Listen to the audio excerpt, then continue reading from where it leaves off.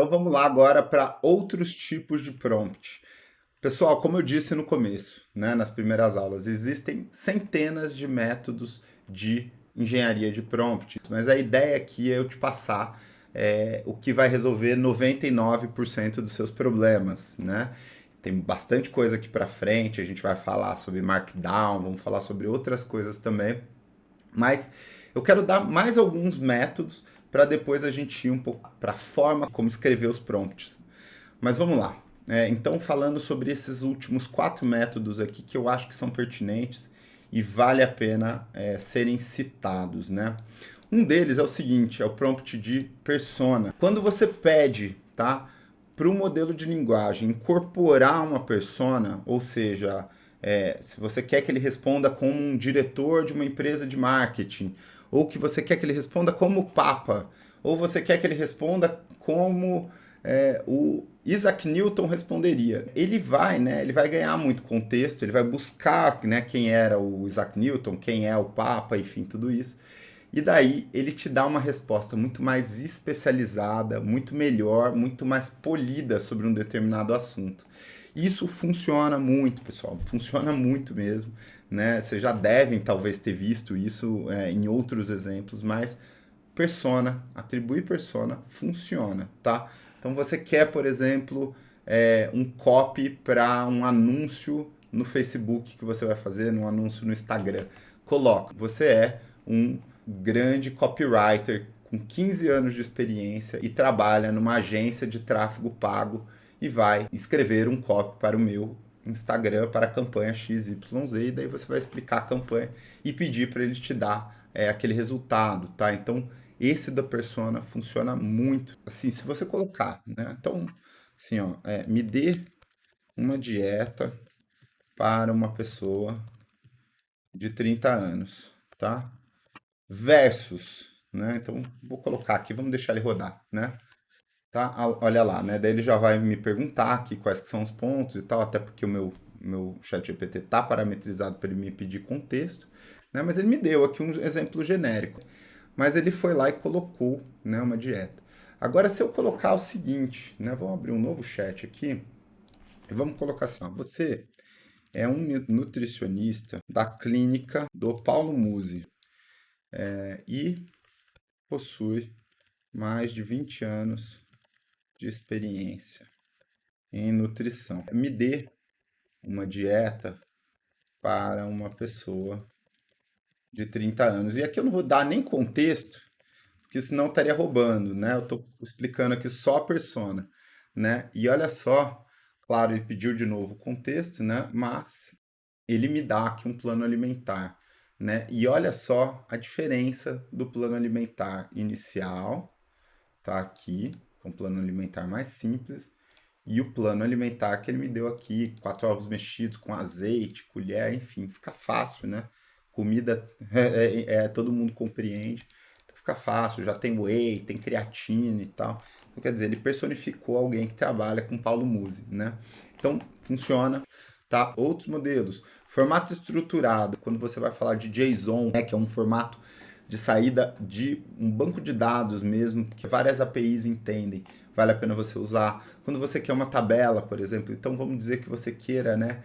Igual a gente fez lá no Feelshot, você quer, por exemplo, liste 5 benefícios do exercício físico no formato. Tá? Então aqui, ó, no formato estruturado, tá? E coloco aqui, por exemplo, benefício 1, benefício 2, benefício 3. Então, ao invés de pedir, por exemplo, para ele soltar aqui, né, um output bem grande, vamos colocar aqui, ó, list 5 ingredientes, liste os 5 ingredientes principais que devo comprar no supermercado para a dieta proposta. Da seguinte forma, e daí sim, né, você dá aqui, ó, 2 pontos, Shift Enter, né, para pular aqui a linha, que se eu apertar o Enter direto, ele vai rodar o prompt já, né, e daí eu vou colocar aqui, ó, ingrediente 1, e vou colocar aqui, ó, marca, ingrediente 2, marca,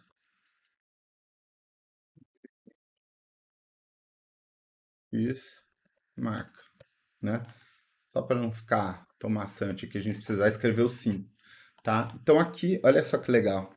Ele já dá, né, uma lista aqui, ó, bem mais certinha, né, do que se eu tivesse pedido os 5 principais ingredientes de uma forma geral, ele ia me dar um output bem maior, né? Então eu já ponho aqui, ó, ovo caipira orgânico Corim, arroz integral Tio João ou urbano, né? Então se eu quiser aqui eu posso até pedir, ó, monte uma tabela no mesmo formato dos 10 principais ingredientes, né? E eu vou dar um copy paste aqui só para, tá? No seguinte formato. Tá? Então aqui, formato estruturado, né? Coloquei, tá?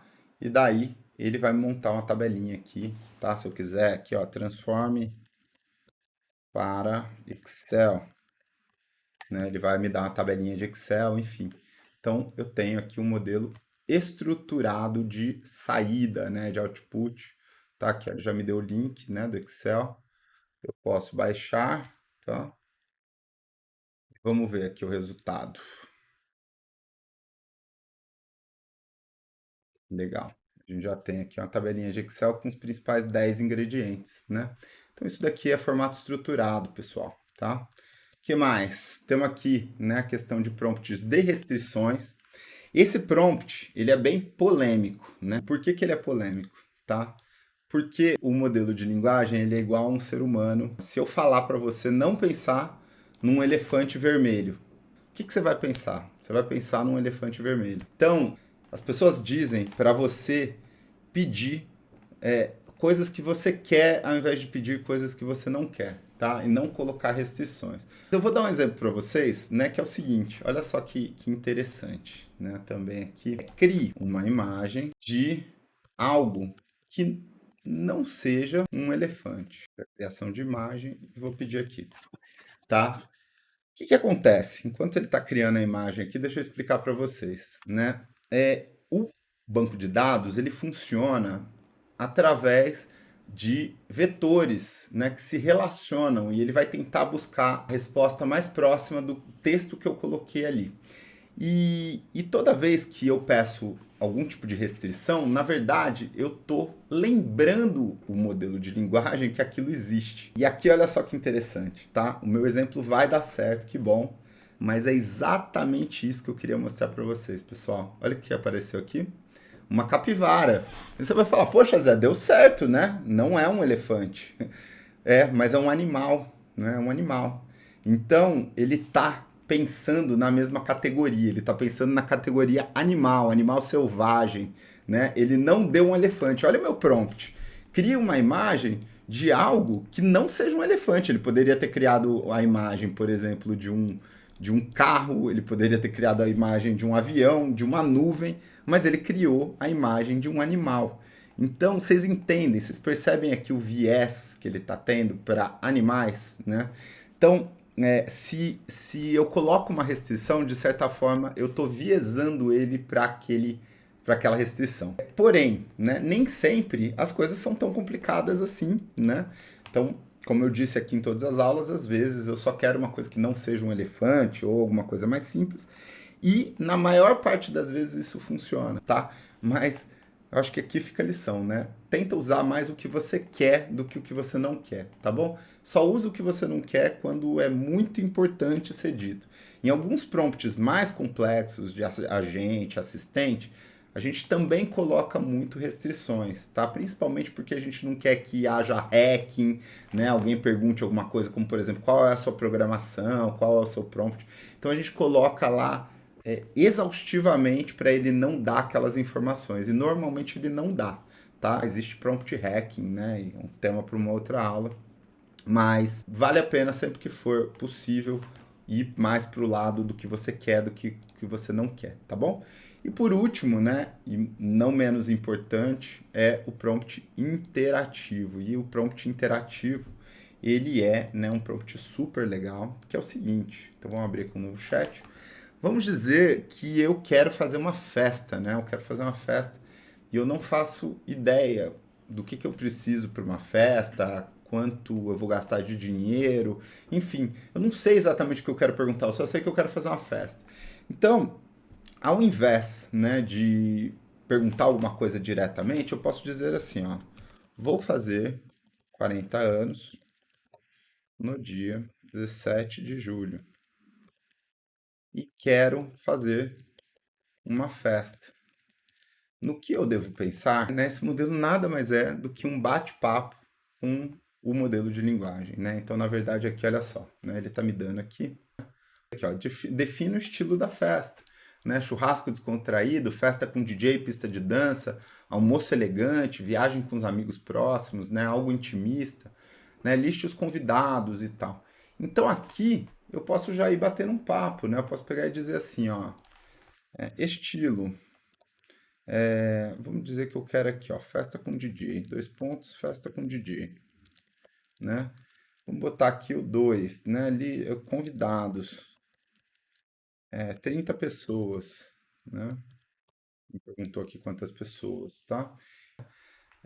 4, buffet, tá? Enfim, nem dei uma resposta completa para tudo que ele me perguntou. Ah lá, ó, ele atualizou a memória, isso aqui também é um tópico para outra aula, né? Ele guardou que eu vou fazer 40 anos e vou fazer uma festa, tá? Isso é interessante. E daí ele já me deu outras coisas, né? Olha lá, ó, José 4.0, nova versão mais potente, quarentou com classe, enfim. Então é uma forma aqui de fazer um brainstorm, né? E daí aqui, ó, Naked Cake, DJ com estrutura, enfim, ele vai moldando essa festa para mim conforme eu vou conversando com ele, tá certo? Então é isso, né? É uma forma bem interessante também. Essa interação com o modelo é o prompt interativo e que você pode fazer e com certeza já deve ter feito, né? Um prompt que bastante gente usa, mas é uma forma aí de trocar ideia ao invés de ir diretamente ao ponto. Enfim, então é isso, né? Faz um prompt inicial, avalia o resultado, ajusta e refina, testa novamente e vai até você chegar num resultado mais refinado. Tá joia? É isso, e daí na próxima aula a gente vai falar do método Copper, que é muito legal, muito interessante, com certeza vocês vão gostar muito.